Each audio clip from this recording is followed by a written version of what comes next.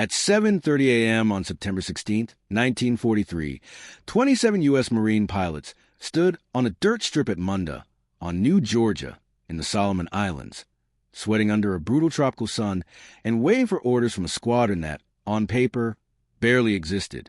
These weren't the polished, hand-picked aviators the Navy liked to show off. They were cast-offs from replacement pools, men pulled back from hospitals, disciplinary cases, pilots other commanders had passed over after reading their files. Some had been grounded for insubordination. Most had never fired at anything except training targets. And in front of them stood a 31-year-old major, older than most of them, thick-chested, thinning hair, and carrying a reputation that had already spread across the Pacific. Gregory Pappy Boyington. He was a former Flying Tigers pilot, a talented flyer with messy life, debt, drinking, and a record that made senior officers nervous.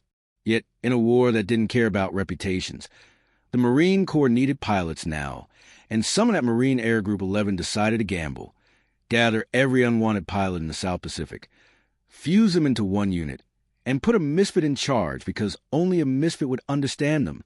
That morning, no one on the airstrip could have known that these 27 men, rejected and written off, were about to become the most famous Marine fighter squadron of the Pacific War, credited with destroying 94 enemy aircraft in only 84 days. Boynton's problem wasn't just the enemy, it was time. He had less than 4 weeks to turn strangers into a combat-ready squadron, and he had to do it with the F4U Corsair, a fighter so powerful and so dangerous that the U.S. Navy had initially rejected it for carrier operations. The Corsair was fast, heavily armed, and built like a Predator. A massive 2,000 horsepower engine, a long nose that blocked forward visibility, and landing quirks that killed inexperienced pilots with terrifying regularity. It could outrun Japanese fighters in level flight, dive like a hammer, and throw 6.50 caliber machine guns worth of firepower into anything unfortunate enough to cross its sights. But it demanded respect. Mishandle on approach or get lazy with rudder control, and it could betray you faster than an enemy bullet. The Marines took what the Navy didn't want and turned it into a weapon, and Boyington planned to do the same with the pilots. Even the squadron's identity reflected that truth. Boyington wanted to call them Boyington's Bastards, a name that captured the unit's rough edges, but public affairs rejected it as unusable. Black Sheep was offered instead a cleaner label for the same reality, Outcasts. Boyington accepted it immediately, and the Black Sheep were born. To understand why Boyington was the only man who could lead them, you have to understand how non-traditional his path was. Born in Idaho in 1912, he grew up with family instability and identity confusion that left a lifelong mark. He graduated from the University of Washington with a degree in aeronautical engineering, earned his wings in the Marine Corps in 1937, and quickly proved he could fly. But peacetime military life didn't fit him. He drank too much, spent too much, and with a wife and children, he sank into debt. By 1941, he saw a way out. The American Volunteer Group, China's Flying Tigers, was paying extraordinary salaries plus cash bonuses for each enemy plane destroyed. Boyington resigned his Marine commission and went to Burma, flying P-40 Warhawks and claiming 6 aerial victories. But even there, the same problems followed him. Clashes with leadership, hard drinking, borrowing money he couldn't repay. When the Flying Tigers dissolved, he refused the U.S. Army Air Force's offer and tried to return to Marines, expecting to be welcomed as a combat veteran. Instead, bureaucracy stalled him. His Flying Tigers kills were tangled in disputes because he had technically fought as civilian. For months he drifted in limbo, drinking harder while the war moved on without him. Eventually, the Marines gave him another chance and sent him to Pacific, but no squadron commander wanted a too old, too undisciplined, too risky major. That's how Boyington ended up perfect for a squadron made of men nobody wanted. Training was brutal because it had to be. Days began before dawn with tactics and formation briefings, and ended after multiple flights where pilots drilled the only habits that would keep them alive: two-plane teamwork, wingman coverage, and situational awareness, tracking multiple aircraft in a swirling fight while staying connected to the man who might save you. Boyington's combat doctrine was simple and ruthless. Never fight the Japanese on Japanese terms. Japanese Zeros were lighter and could outturn American aircraft in close dogfights, and in 1943 the Japanese defending Rabaul were still veterans, men shaped by Pearl Harbor, the Dutch East Indies Campaign, and Guadalcanal. So Boyington drilled his pilots to exploit what the Corsair did best: attack from above, hit hard in one pass, keep moving, refuse a slow-turning contest, and rely on your wingmen to clear your tail. Individual glory didn't matter if it got your squadron mates killed. They weren't polished. They weren't even fully ready. But the war wasn't going to wait for them to become ready. On September 16, 1943, VMF-214 flew its first combat mission. 16 Corsairs launched from Munda to escort bombers striking Japanese positions. For most of the Black Sheep, it was their first real combat. The Japanese came up to meet them, Zeros climbing to intercept, the sky turning into a violent geometry of dives, turns, tracers, and split-second choices. In that first swirling engagement, the Black Sheep claimed 5 enemy fighters destroyed, including one credited to Boyington himself, and they brought the bombers home, without losing a pilot. It was only one mission, but psychologically it changed everything. The misfits had proven they could fight. Now they had to prove they could keep fighting every day, because the next 3 months in Solomons would become an air war meat grinder where survival wasn't a reward. It was a temporary condition. The fall of 1943 in the Solomon Islands was one of the most intense stretches of aerial combat in the Pacific. The Japanese had transformed Rabaul on New Britain into a fortress. Multiple airfields surrounding the harbor, at times holding more than 300 aircraft, a defensive machine meant to punish any Allied movement in the region. The American strategy was not to invade Rabaul directly, but to neutralize it through relentless air attack, and that meant fighter squadrons flew constantly. Escort runs, fighter sweeps meant to draw enemy planes into combat, strikes on shipping and installations. The distances alone were punishing. Nearly 600 miles round trip from Munda to Rabaul, pushing fuel range to the edge, leaving little margin for navigation error, engine trouble, or weather. Pilots who went down near Rabaul had almost no hope of rescue. Between the enemy, the ocean, mechanical failures, and tropical storms that could scatter formations in seconds, every mission had multiple ways to kill you. VMF-214 flew into that grinder again and again, rotating forward bases and launching whenever weather allowed, sometimes twice a day, until the war rhythm became simple. Fly, fight, land, refuel, repeat. Boyington led from front, placing himself where the action was thickest, and his kill count began climbing mission by mission. The squadron's other pilots began rising too, men who had been passed over elsewhere suddenly proving lethal in the Corsair. Stan Bailey scored and added more in subsequent weeks. Robert Ewing shot down 3 Zeros in a single mission. Chris McGee, a former enlisted man who had fought his way into the cockpit, emerged as one of the unit's deadliest, stacking victories with a calm that made his earlier, unwanted label look ridiculous. But success came with a price. On October 15, 1943, the Black Sheep lost their first pilot, Robert Bragdon, shot down on a mission to Rabaul. The loss wasn't abstract. These men had trained together, learned each other's voices, trusted wingmen to save their lives in fights that lasted seconds. Now one of them was gone, and there was no time to grieve because tomorrow's mission briefing was already waiting. This is where the legend becomes real. Not in the victory tally, but in the relentless pace that forced young men to keep flying while carrying fresh losses in their stomachs. As October turned into November, VMF-214's reputation grew from misfits to one of the most effective fighter units in the South Pacific. Aces began to appear, pilots reaching the 5-kill threshold that turned a name into a statistic history would remember. And Boyington's personal obsession tightened its grip. The Marine Corps ace record held by Joe Foss at 26 victories. For Boyington, surpassing that number wasn't just about fame.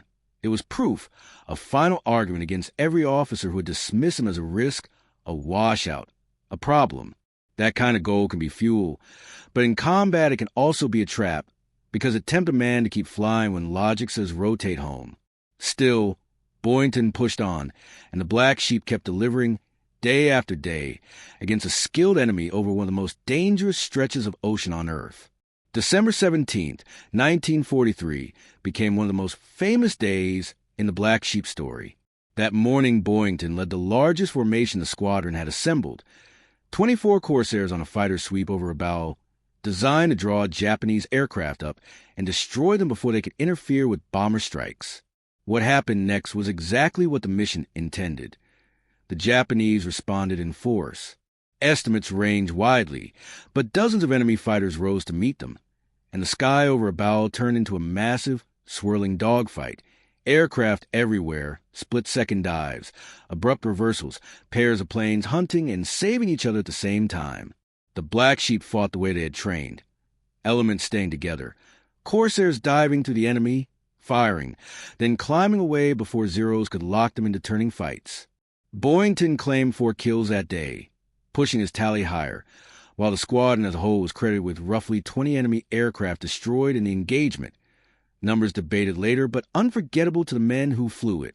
And the fact that mattered most in the moment was not the count. It was this. They were outnumbered, they fought hard, and they came home without losing a single aircraft. That was the kind of day that turns a unit into a legend. By late December, the squadron's combat tour was nearing its end. Many of the original pilots had enough missions to rotate out, and replacements began arriving, slowly changing the character of the unit Boyington had built from raw, unwanted parts. But Boyington wasn't ready to stop. His total stood at 24 confirmed kills, 2 short of Foss's record, and he asked permission to stay for additional missions, knowing every extra flight increased the odds he would finally be shot down. On January 3rd, 1944, Boyington led another sweep over Rabaul. It was routine, only in the sense that the Black Sheep had normalized the abnormal. Long-range, dangerous enemy airspace, combat with veteran Japanese pilots. In engagement, Boyington claimed 3 victories, enough to break the record. But then the mission turned. As the Americans began to withdraw, Japanese fighters caught Boyington separated from his wingmen.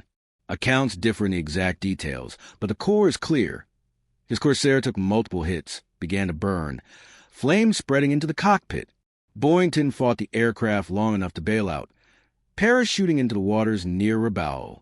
He survived the landing, only to be captured when a Japanese submarine surfaced and took him prisoner. Instantly, the squadron lost its leader, and the world assumed he was dead. The Black Sheep continued after Boyington's disappearance, finishing their tour and rotating back to reorganize, and when their record was tallied, it was staggering. About 84 days of combat credited with 94 confirmed aerial victories, plus 32 probable. 9 aces emerged from the squadron's roster. 6 pilots were killed or missing. Losses that were tragically typical for fighter squadrons in that theater, but still meant 6 men who would never return. Historians later debated the precision of kill claims in the Pacific, because aerial combat made exact accounting difficult, especially when multiple pilots fired at the same target. But what could not be denied was that VMF-214 fought in the thickest air battles of late 1943. Faced experienced Japanese pilots, and achieved results that turned them into the most celebrated Marine fighter unit of the war.